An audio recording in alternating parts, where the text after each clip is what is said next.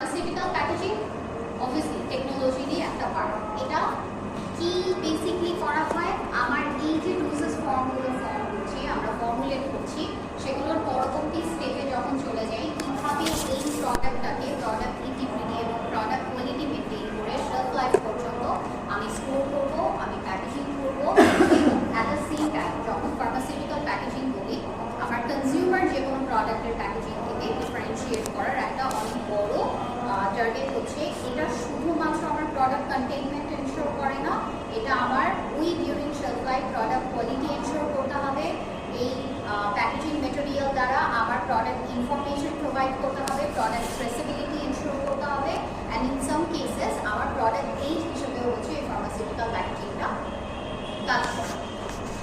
আচ্ছা, এই যে এতগুলো কথা বললাম, এতগুলো প্যারামিটার বা এতগুলো হচ্ছে কোয়ালিটি প্যারামিটার বেসিক্যালি আমার এই ফার্মাসিউটিক্যাল প্যাকেজিংটাকে যে কোনো কনজিউমার প্রোডাক্ট প্যাকেজিং থেকে হচ্ছে ডিফারেন্সিয়েট করে, এবং সেটার কারণেই হচ্ছে আমাদের বেশ কিছু কন্টেন্টস হচ্ছে এই একটা কোর্সে হচ্ছে অ্যাকুমুলেট করা। ঠিক আছে, তোমাদের এই ফার্মাসিউটিক্যাল প্যাকেজিং কোর্সে চ্যাপ্টার আছে হচ্ছে 10টা।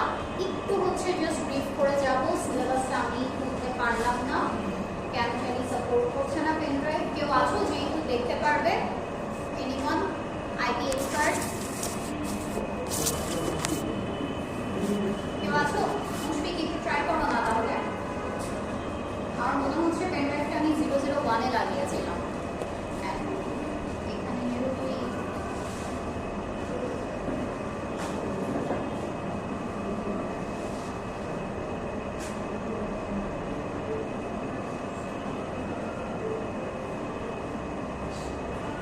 আসছে ওপেন স্ক্যান ফিক্স করে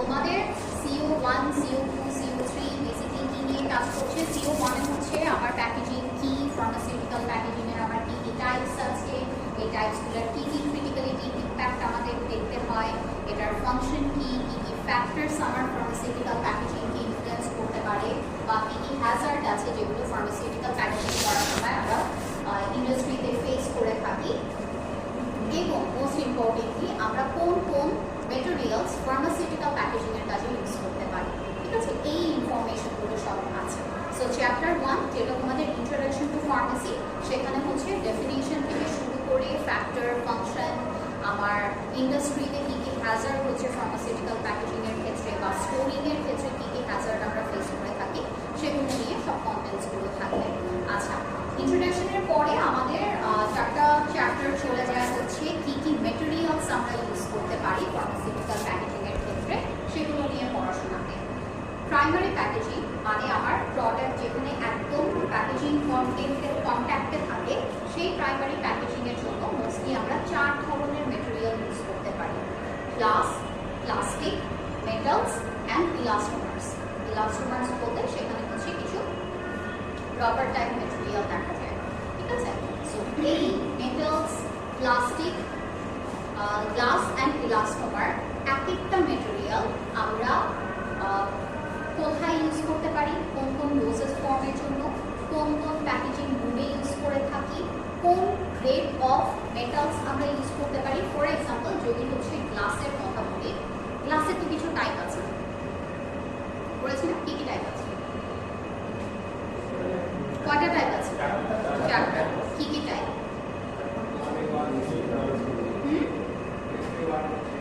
PSP 1 2 3 4 সবচেয়ে সহজ ক্লাসিফিকেশন 1 2 3 4 কি ছিল? ক্লাস 1 কোনটা ছিল?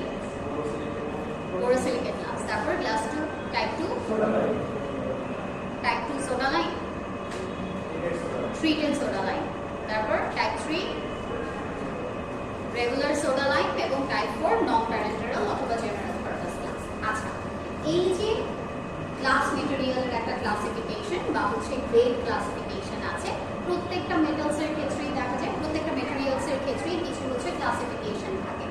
অনেক মেটেরিয়ালস আমরা ফুড গ্রেড অথবা হচ্ছে কমার্শিয়াল প্রোডাক্টসের জন্য ইউজ করি, যেটা হয়তো সি গ্রেড আমরা ফার্মাসিউটিক্যালের জন্য ইউজ করতে পারি না। সো কি এই এক একটা মেটেরিয়ালের গ্রেডস আছে, কোন গ্রেড আমরা ডোজেস ফর্মের জন্য ইউজ করতে পারবো, আবার সেম গ্রেড অফ গ্লাস আমি যেটা সলিড ডোজেস ফর্মের জন্য ইউজ করছি সেটা আমি প্যারেন্টারালের জন্য ইউজ করতে পারছি না বা ইনজেক্টেবলসগুলোর জন্য ইউজ করতে পারছি না। সো এই ক্লাসিফিকেশনগুলোই এক একটা মেটেরিয়ালসের ক্ষেত্রে আমরা দেখব। আচ্ছা, পরবর্তীতে কি আসে, আমার এই মেটেরিয়ালসগুলোর কী কী ফেব্রিকেশন বা হচ্ছে কী কী ম্যানুফ্যাকচারিং প্রসেস আছে। আমি ইউএসপি বা বোরোসিলিকেট গ্লাস হচ্ছে বা ট্রিটেড সোডা লাইম গ্লাস কীভাবে হচ্ছে ম্যানুফ্যাকচার করছি, কীভাবে ট্রিট করছি, রেগুলার সোডা লাইম গ্লাস থেকে আমি ট্রিটেড সোডা লাইম গ্লাস কীভাবে হচ্ছে জেনারেট, ঠিক আছে, কিংবা এক একটা গ্লাস কন্টেইনার ওটার ম্যানুফ্যাকচারিং প্রসেসগুলো কি, স্টেপসগুলো কি, ঠিক আছে। তারপর হচ্ছে এই গ্লাসের মাধ্যমে আমি কি কি প্যাকেজিং মোড বানাতে পারি, আমি গ্লাস বটলস প্রিপেয়ার করতে পারছি, অ্যাম্পুল আছে, ভায়ালস আছে, গ্লাস সিরিঞ্জ আছে, ঠিক আছে। সো কি কি different type of packaging mode available আছে গ্লাস ম্যাটেরিয়াল দিয়ে যেগুলো বানানো হয় সেগুলো করবো। আচ্ছা, তারপর চলে আসি হচ্ছে প্লাস্টিক ম্যাটেরিয়াল। প্লাস্টিক দিয়েও হচ্ছে আমরা ঠিক একইভাবে এই জিনিসগুলো দেখবো যে আমাদের কোন গ্রেড অফ প্লাস্টিক ইউজ করা হয়, কী কী টাইপস অফ প্লাস্টিক আছে, যেমন high density polyethylene, low density polyethylene, HDPE, LDPE, polypropylene, ঠিক আছে, তারপর পেট, তারপর আর কি আছে তোমার পিভিসি, ঠিক আছে, পিভিসি ফয়েল ইউজ করে থাকি গ্লিসার প্যাকেজিং, স্ট্রিপ প্যাকেজিংয়ে। সো এই টাইপসগুলো যে কোনটা কোন প্যাকেজিং মোডে কোন প্রোডাক্টসের জন্য সুইটেবলি আমরা ইউজ করতে পারি।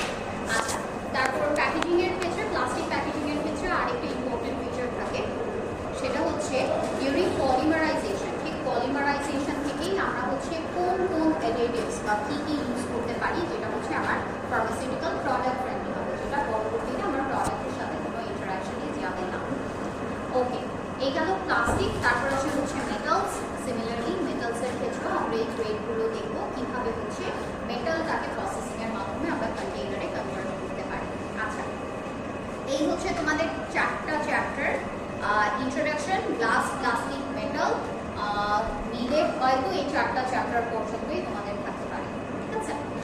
আচ্ছা, তারপর আসবে হচ্ছে ফিল্ম ফয়েল র্যাপস। এটা একটা ছোট্ট চ্যাপ্টার। ফিল্ম ফয়েল র্যাপসে আমরা মেটাল আর মেটাল পেপার অথবা thin plastic film foils use করে থাকি। সো এই ফয়েলসগুলো কোনো কোনো ক্ষেত্রে প্রাইমারি, কোনো কোনো ক্ষেত্রে সেকেন্ডারি প্যাকেজিংগুলো আমরা ইউজ করে থাকি। কোনটা কখন কীভাবে ইউজ করি ওইটা সম্পর্কে একটু পড়াশোনা করব।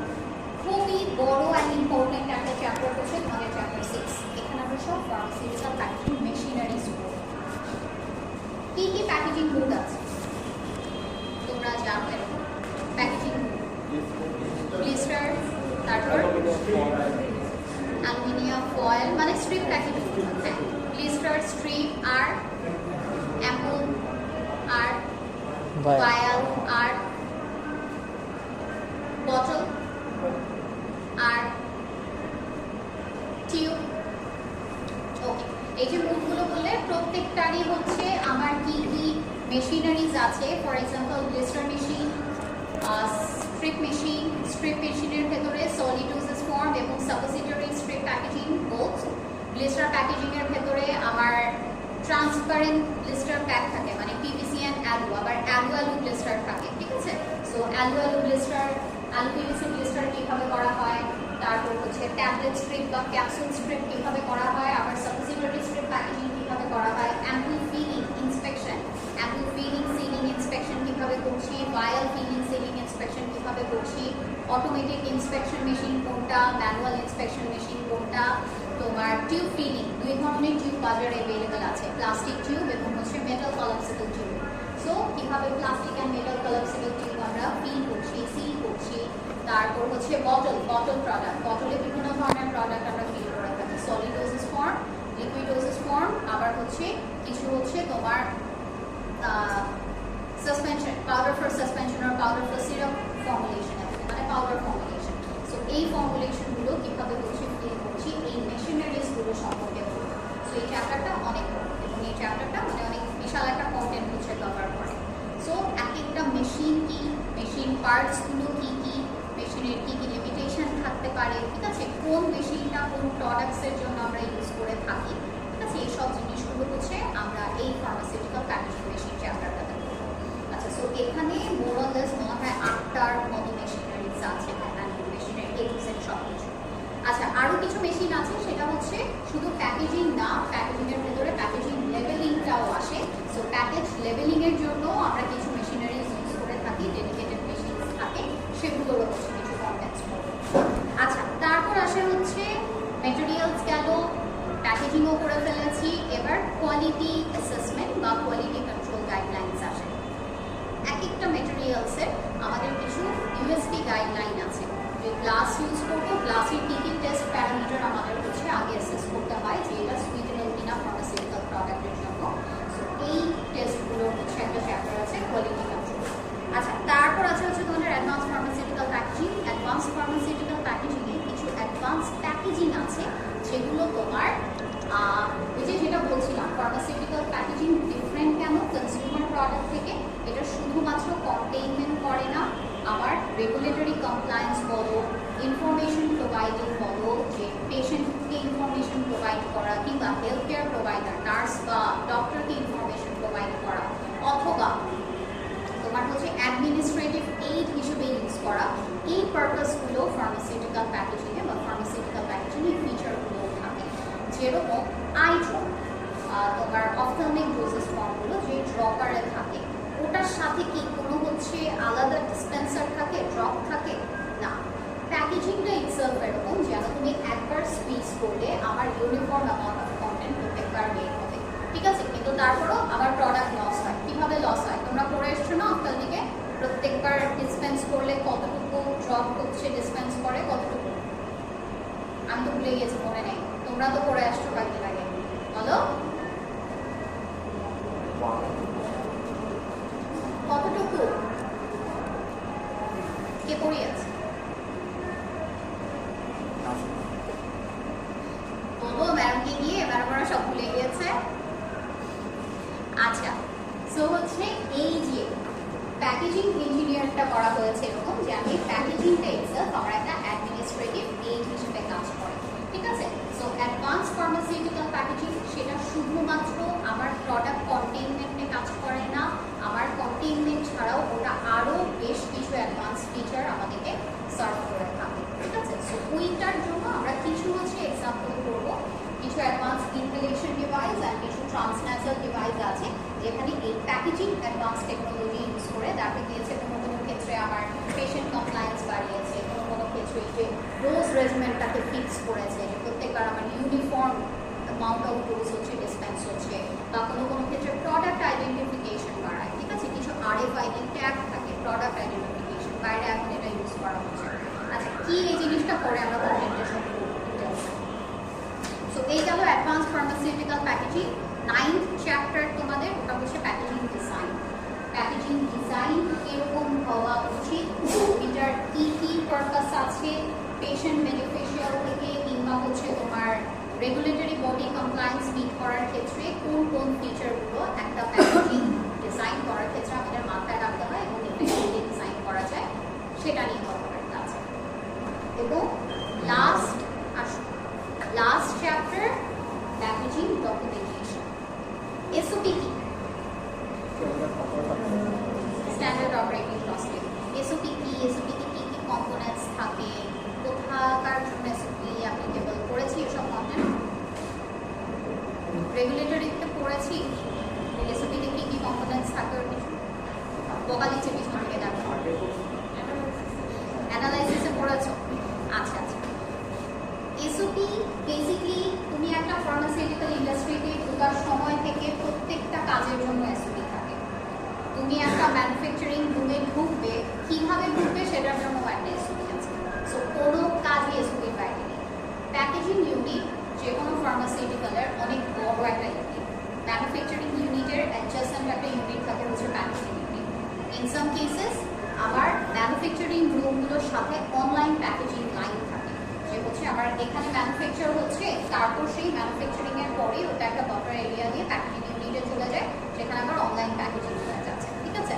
সো এই প্যাকেজিং ইউনিটেও আমাদের A to Z আমার বাল্ক প্রোডাক্টটা রিসিভ করার পর থেকে ফিনিশ গুড বের হয়ে ওয়্যার হাউস যাওয়া পর্যন্ত প্রত্যেকটা কাজের জন্য একটা SOP থাকে, স্ট্যান্ডার্ড অপারেটিং প্রসিডিউর, এবং প্রতিটা কাজ কোন ওয়ার্কফ্লোতে হবে, সেটার জন্য কারা রেসপন্সিবল, সেটার যদি কোনো মিসহ্যান্ডলিং হয়ে থাকে বা হচ্ছে কোনো এরর থেকে থাকে, সেটা হ্যান্ডেল করার জন্য কারা রেসপন্সিবল, সেটা ওভারলুক করার জন্য কারা কারা থাকবে, সব কিছু ডিফাইন থাকে হচ্ছে একটা প্যাকেজিং না যে কোনো এসওপিতে। সো প্যাকেজিং এরিয়ার অনেক বড় একটা ডকুমেন্টেশন হচ্ছে এসওপি। এসওপি কিসের থাকতে পারে? আমার একটা মেশিনের এসওপি থাকতে পারে, আমার একটা অপারেশনের এসওপি থাকতে পারে, আমার একটা প্যাকেজিং মেটেরিয়াল হ্যান্ডলিং এর এসওপি থাকতে পারে। সো বিভিন্ন কাজের বিভিন্ন ফেজের হচ্ছে আমাদের এসওপি থাকে। সো আমরা এরকম একটা এসওপি করব, একটা মেশিনের এসওপি। তারপর হচ্ছে আরেকটা অনেক বড় ডকুমেন্টেশন পার্ট হচ্ছে আমরা যে প্যাকেজিং অপারেশনটা করে থাকি, সেই প্যাকেজিং অপারেশনের হচ্ছে আমাদের কিছু ডকুমেন্টেশন করতে হয়। ফর এক্সাম্পল, আমি সেফালোস্পোরিন একটা প্রোডাক্ট বানাচ্ছি। সো ওই প্রোডাক্টের আমার একটা ডেডিকেটেড প্লেস আছে। ওই একটা প্রোডাক্ট ধরো 10 কেজির একটা ব্যাচ বানাবো, সেই ব্যাচের জন্য আমার ডেডিকেটেড একটা ফেসিলিটি আছে। সেখানে একটা ডিফাইন কি বলে এনভায়রনমেন্টাল কন্ট্রোল, একটা মাস্টার ফর্মুলা ফলো করে আমি ওই 10 কেজি ব্যাচটা প্রিপেয়ার করব। সো এই যে 10 কেজির একটা ব্যাচ প্রিপেয়ার করছো, কোন মেটেরিয়াল রিসিভ করেছো, সেটা কোন লটের মেটেরিয়াল ছিল, কত কেজি ছিল, কত টেম্পারেচারে তুমি হচ্ছে ওটাকে ড্রাই করেছো, মিক্সিং আরপিএম কত ছিল, কম্প্রেশন মেশিন কে ইউজ করেছে, কত ফোর্স অ্যাপ্লাই করেছো, কতটুকু মেটেরিয়াল নিয়েছিলে, আউটপুট কত ছিল, everything each and everything documented থাকে হচ্ছে আমার এই ব্যাচ রেকর্ডে, যেটাকে বলা হয় হচ্ছে BR অথবা ব্যাচ রেকর্ড। সো প্যাকেজিং অপারেশনেরও এরকম একটা ডকুমেন্টেশন থাকে, যেটাকে আমরা BPR অথবা ব্যাচ প্যাকেজিং রেকর্ড বলি। সো এই দুইটা একটু মনোটোনাস এই চ্যাপ্টারটা, কারণ সব ডকুমেন্টেশন রিলেটেড কথা বলে, কিন্তু এই ডকুমেন্টেশনটা ফার্মাসিউটিক্যাল প্যাকেজিং ইউনিট, যেটা ইউনিটের হচ্ছে অনেক বড় একটা অংশ। আরেকটা জিনিস আছে, সেটা হচ্ছে প্যাকেজিং লগবুক। প্যাকেজিং অপারেশনে BPR ব্যাচ প্যাকেজিং রেকর্ড ছাড়া আর বাকি যা তুমি করছো, কয়টায় মেশিন ছেড়েছো, কয়টায় মেশিন বন্ধ করেছো, এই মেশিনে আজকে কয়টা প্রোডাক্ট চলেছে, এই মেশিনটা কি দিয়ে ক্লিন করেছো, কে ক্লিন করেছে, কয়টা বাজে ক্লিন করেছে, এই সব রেকর্ড হচ্ছে আমরা আরেকটা ডকুমেন্টেশন রেকর্ড করি, যেটাকে লগবুক, ঠিক আছে, লগবুক মেনটেন করা হয়। সো এই হচ্ছে মোটামুটি তোমাদের ফার্মাসিউটিক্যাল প্যাকেজিং টেকনোলজিতে তোমরা কি কি করবে সেই কন্টেন্টের একটা ব্রিফ ডিসকাশন। আচ্ছা, বেশি মনে হচ্ছে পড়া একটু বেশি, কিন্তু চ্যাপ্টারটা খুবই ইজি, ঠিক আছে? তোমরা কোনো ইন্ডাস্ট্রিয়াল টুল পাও? আচ্ছা, তোমাদের হচ্ছে যদি কোনো ইন্ডাস্ট্রিয়াল টুল পেতে, তাহলে হয়তো রিলেট করতে আরও বেশি সহজ হতো, কারণ আমি অনেক ইন্ডাস্ট্রিয়াল রেফারেন্স পুরোটা কোর্সই হচ্ছে ইন্ডাস্ট্রিয়াল রেফারেন্স দিয়ে ডিজাইন করা, তো আরও ইজি হতো। সেটা না হলেও হোপফুলি তোমরা পরে গিয়ে যে ইনলাইন ট্রেনিং করবে, সেখানে হয়তো একটু আমি যা যা বলবো সেগুলো রিলেট করতে পারবে, ঠিক আছে? আর এটা হচ্ছে ফুটবলে পড়ানোর পর হচ্ছে আমি সব ব্যাচকে বলি যে আমি চেষ্টা করেছি কারেন্টলি প্যাকেজিংয়ে, মানে বাংলাদেশের ফার্মাসিউটিক্যাল প্যাকেজিংয়ে আমরা যেই টেকনোলজিগুলো ইউজ করি সেভাবে হচ্ছে কন্টেন্ট ডিজাইন করার।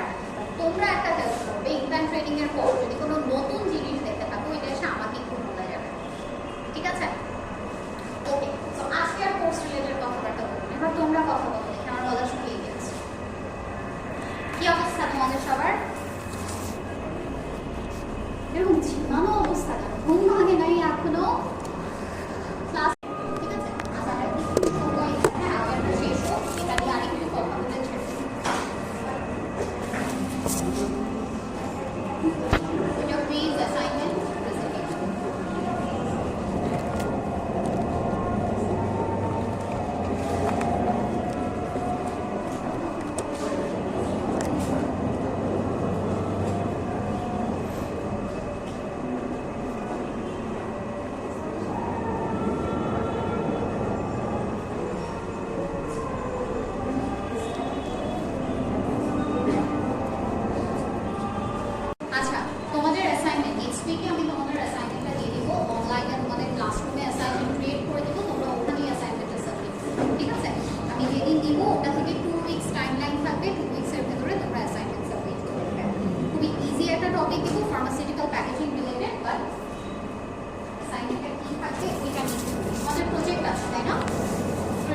আইডিয়া আছে কি করা হয় প্রজেক্টে? হ্যাঁ, এখন একটা ডোসেস ফর্ম নিয়ে কাজ করি। প্রজেক্টে আমরা বেসিকলি একটা ট্যাবলেট ডোসেস ফর্ম নিয়ে কাজ করি। ট্যাবলেট ডোসেস ফর্মটাকে আমরা একটা গ্রুপে প্রজেক্ট করি, ঠিক আছে? 5 জন বা 6 জনের করে হচ্ছে একটা গ্রুপ থাকে, 6 জনের করে এক একটা গ্রুপ থাকে, এবং এক একটা গ্রুপের জন্য একটা করে এপিআই অ্যাসাইন করা হয়। সেই এপিআইটা হচ্ছে আমাদের একটা ফর্মুলেটেড ফর্ম আর একটা হচ্ছে মার্কেটেড ফর্ম দিয়ে একটা গ্রুপ ইন্ডিভিজুয়ালি কাজ করে। আচ্ছা, ফর এক্সাম্পল ডমপেরিডন, একটা গ্রুপের এপিআই করলো হচ্ছে ডমপেরিডন। এখন ডমপেরিডনের তোমরা হচ্ছে একটা ফর্মুলেটেড ড্রাগ ডেভেলপ করবে। সেখানে কি করতে হবে? একটা ট্যাবলেট ডোসেজ ফর্ম বানানোর জন্য স্টার্টিং ফ্রম ডিসপেন্সিং অ্যান্ড তারও আগে এটার ফর্মুলা আগে ডেভেলপ করতে হবে, যে আমি কোন কোন এক্সিপিয়েন্টস, কতটুকু হচ্ছে লুব্রিক্যান্ট, কতটুকু হচ্ছে আমরা বাইরে দিয়ে হচ্ছে ফর্মুলেশন বানাবো। সো ফর্মুলেশন ডেভেলপমেন্টের পরে আমার গ্র্যানুলেশন থেকে শুরু করে পুরো কম্প্রেশন পর্যন্ত আমার একটা ট্যাবলেট ডোসেজ ফর্ম প্রিপেয়ার করা হয়।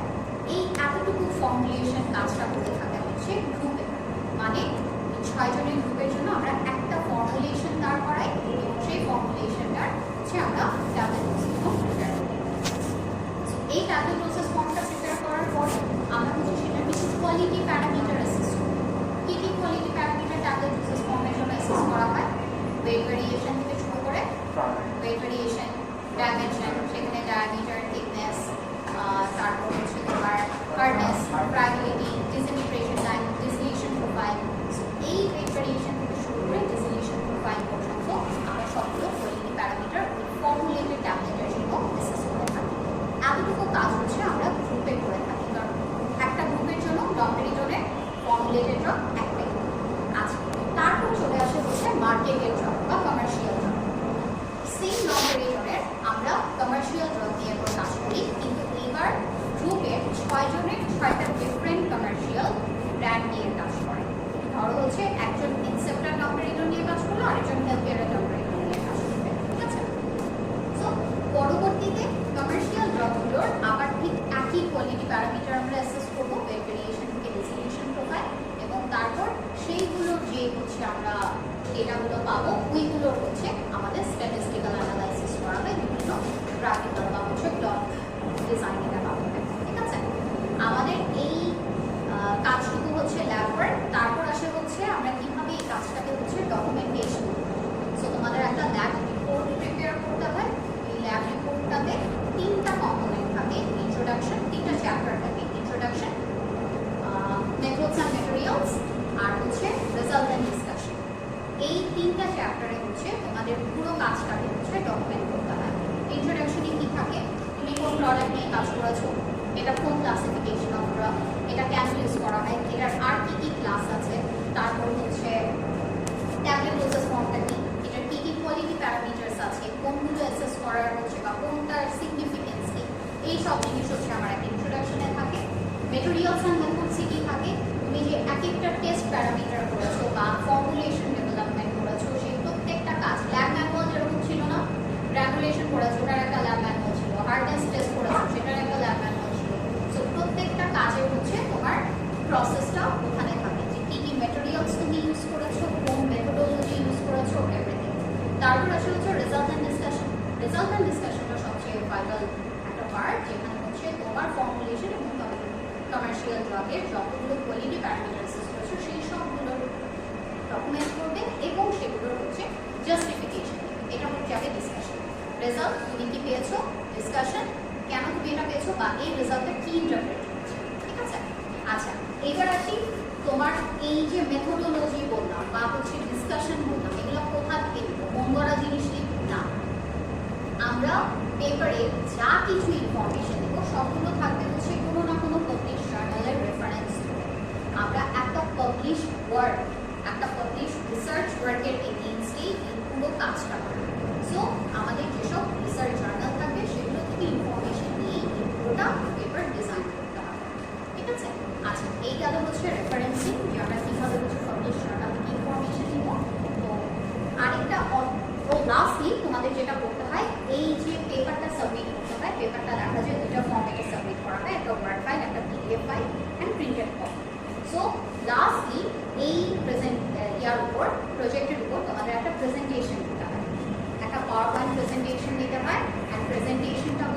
তোমার পুরো কাজকে ওই 10টা কিংবা 12টা পাওয়ার স্লাইডে সামারাইজ করতে হয়, সেটা প্রেজেন্ট করতে হয় একটা ছবি বোর্ডের সামনে। এবং বোর্ডে কিন্তু এক্সটার্নাল থাকে, ঢাকা ইউনিভার্সিটি থেকে প্রফেসর থাকেন, এবং আমাদের হচ্ছে এই প্রজেক্টের একটা গভর্নিং বডি থাকেন, যেখানে হচ্ছে দেখা যায় 4-5 জন হচ্ছে আমাদের ইন্টারনাল সিনিয়র টিচার্স থাকেন। ঠিক আছে, সো এই বিশাল বড় একটা বোর্ডের সামনে তোমার পুরো কাজকে হচ্ছে কিন্তু প্রেজেন্ট করতে হবে। ঠিক আছে, সো এত কিছু বলার ইন্টেনশন হচ্ছে এটাই, যেহেতু তোমাদেরকে লাস্ট সিনারিওটাই দিয়ে দিলাম যে তোমার পুরো কাজটাকে তোমার কিন্তু প্রেজেন্ট করতে হবে ওনাদের সামনে। সো শুরু থেকেই যেন তোমরা নিজেদের কাজে হচ্ছে একেবারে ইনভলভ থাকো, তাহলে হচ্ছে তুমি কি প্রেজেন্ট করছো, তোমার কাজে কোথায় লুপহোলস আছে, কোথায় কি কি হচ্ছে ডিফিকাল্টিস ফেস করেছো, ওগুলো সবভাবে প্রেজেন্ট করতে পারবে। ঠিক আছে, আচ্ছা এই প্রেজেন্টেশনে বা হচ্ছে তোমার কি বলে পেপার রাইটিং এর অনেক বড় একটা চ্যালেঞ্জ হচ্ছে ফরম্যাটিং। ফরম্যাটিংটা কি?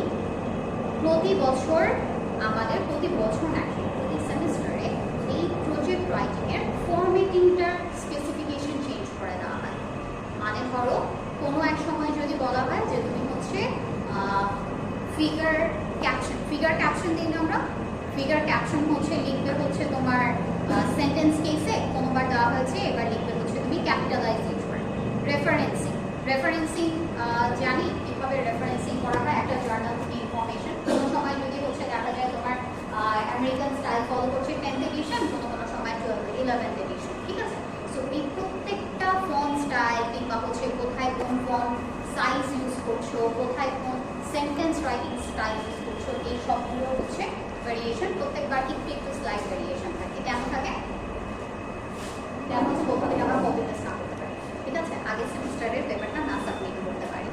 সো এই ফরম্যাটিং জিনিসটা খুব ভালোভাবে দেখা হয়। এবং ফরম্যাটিংটা ইম্পর্টেন্ট আরেকটা কারণে, যখন তোমরা হচ্ছে হার্ড কপি সাবমিট করো সবার আগে ফরম্যাটিংটা দেখা হয়। ফরম্যাটিং ঘুরে ঘুরে কাটা হয়, লালকালি দেওয়া হয়, এবং যত বেশি ফরম্যাটিং এরর থাকে তত বেশি তারপর আবার তোমার কন্টেন্ট করা হয় এবং তত বেশি ভুল বের করা হয়। এবং যত বেশি ভুল বের করা হয় তত কি হয়, যখন তুমি প্রেজেন্ট করবে তখন ওই যে কারেক্টেড ফাইলটা হার্ড কপিটা ওনাদের সামনে থাকে, এবং যার ফাইলে দেখে যত বেশি লালকালি তাকে তত বেশি ভিতর থেকে প্রেশন করা হয়। ঠিক আছে, হচ্ছে একদম বিসমিল্লাহ যে জিনিসটা হার্ড কপি সামনে নিয়ে দেখা হয় সেটা হচ্ছে ফরম্যাটিং। ঠিক আছে, আচ্ছা সো এই হচ্ছে তোমাদের প্রজেক্টে মোটামুটি পেপার লিখতে কেন সবাই শেখায়, এইটা হচ্ছে একটা রিজন। আচ্ছা আরেকটা অ্যাডভাইস, সেটা হচ্ছে আমি প্রতিবারই সবাইকে এই অ্যাডভাইসটা দিই, কিন্তু কোনোবারই কেউ এটা ফলো করে না। ঠিক আছে, সেটা হচ্ছে তোমাদের বললাম 3টা চ্যাপ্টার থাকে, introduction, materials and methods and result discussion. চেষ্টা করবে সব সময় নিডের আগে ইন্ট্রোডাকশন পার্টটা লিখে শেষ করে ফেলার। 10 to 15 পেজেসের ইন্ট্রোডাকশন লিখতে হয়। নিডের আগে অবশ্যই ইন্ট্রোডাকশন লিখে ফাইনাল করে সুপারভাইজারের কাছ থেকে একদম নিয়ে রাখবে, সাইন নিয়ে রাখবে। ঠিক আছে, তাহলে যেটা হয় তোমাদের কাজ শেষ করতে করতে মিড কিংবা মিডের পরের সময় চলে যায় ল্যাব ওয়ার্ক করতে।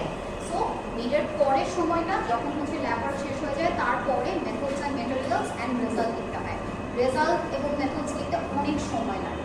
সো ইন্ট্রোডাকশনও যদি পরে ল্যাব ওয়ার্ক শেষ হবে তারপরে বসে লিখতে শুরু করো, তাহলে হচ্ছে অনেক ডিফিকাল্ট হয় পুরো পেপারটাকে সাজিয়ে আনতে।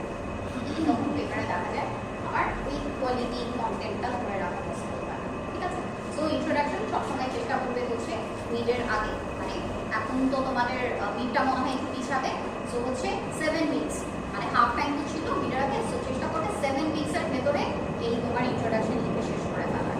ঠিক আছে, ওকে এই তো এখন আসি আমার অ্যাসাইনমেন্টে। আমি অ্যাসাইনমেন্ট টপিক তোমার ওটাও প্রজেক্টের মতো না, ওটা পুরোই ফার্মাসিউটিক্যাল প্যাকেজিং রিলেটেড একটা টপিক থাকে, কিন্তু আমার ফরম্যাটিংটা থাকে হচ্ছে পুরো প্রজেক্ট তোমরা যে স্টাইলে লিখে থাকো পুরো প্রজেক্টের স্টাইলে। এখানে হচ্ছে তোমার ডিফারেন্ট চ্যাপ্টার থাকবে, চ্যাপ্টারগুলোকেও হচ্ছে তোমার কি বলে সেকশন ওয়াইজ সেগ্রেগেট করবে। আর একইভাবে যেভাবে প্রজেক্টের ফরম্যাটিং দেওয়া থাকে একটা স্পেসিফিকেশন করে আমি তোমাদের ইনস্ট্রাকশনটা ক্লাসরুমে দিয়ে দেবো, সেখানেই করে আমাকে একটা ওয়ার্ড ফাইল আর একটা পিডিএফ ফাইল হচ্ছে ক্লাসরুমে আপলোড করে দেবে। কোনো হার্ড কপি দিতে হবে না। এখন অ্যাসাইনমেন্ট হচ্ছে ইন্ডিভিজুয়াল অ্যাসাইনমেন্ট, পিডিএফ, একটা ওয়ার্ড ফাইল আর একটা পিডিএফ। ঠিক আছে, এটা ইন্ডিভিজুয়াল অ্যাসাইনমেন্ট। আচ্ছা আর তোমাদের হচ্ছে 4টা অ্যাসেসমেন্ট নিব বললাম, 4টার এভারেজ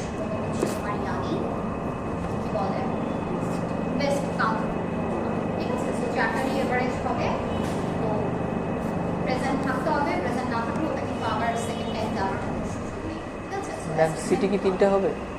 দুইটা 2টা অ্যাসাইনমেন্ট 2টা একটা প্রেজেন্টেশন একটা ও চারটা প্রেজেন্টেশন ঠিক আছে প্রেজেন্টেশন গ্রুপ প্রেজেন্টেশন আচ্ছা এই তো শেষ আর কারো কিছু বলার আছে